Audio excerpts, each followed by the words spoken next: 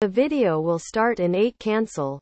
Get daily updates directly to your inbox plus subscribe. Thank you for subscribing. Could not subscribe. Try again later. Invalid email. Nigel Clough was purring after Jacob Davenport's impressive debut in Burton Albion's 3-2 defeat to Aston Villa. The Brewers' boss knows he has a gem on his hands after the 19-year-old midfielder joined on loan from Manchester City earlier this week. Davenport put in a sensational performance on his first senior start as a professional. He looked calm and assured in the theatre that is Villa Park. And he wasn't put off by the 30,000 plus in attendance. Image. Richard Burley, epic action imagery. The talk in the week was all about how highly rated he is by City boss Pep Guardiola, and it's clear to see why he is such a big fan. Davenport wasn't afraid to get on the ball and look to get Albion going in a game where they needed to show some mettle. But Clough knows that he needs the trust of his fellow midfielders despite his inexperience. We've got to give him the ball, Clough said. Image. Richard Burley, epic action imagery.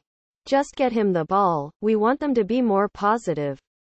And I thought in the first 5 or 10 minutes, Davenport's teammates, were a little bit tentative. We were losing our voices shouting, give him the ball. His first touch was fantastic. He scored with his first touch in training on Friday. Image. Richard Burley, epic action imagery.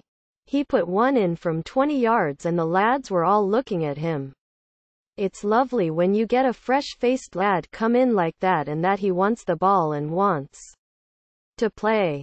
It was his league debut at just 19. He was 19 in December. It's a big day for him and it's wonderful that he put in such a good performance. Quote. Image. Richard Burley, epic action imagery.